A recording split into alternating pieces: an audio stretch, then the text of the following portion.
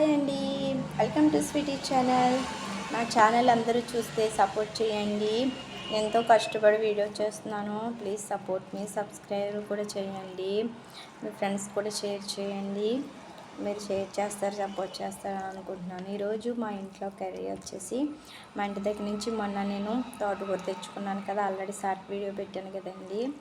అది పప్పు పెసరపప్పు వేసి పప్పు తోటకూర అయితే ఫ్రై చేశాను. అదే కొంచెం ఏరి టైపు పులుసు టైప్లో అయితే చేశాను.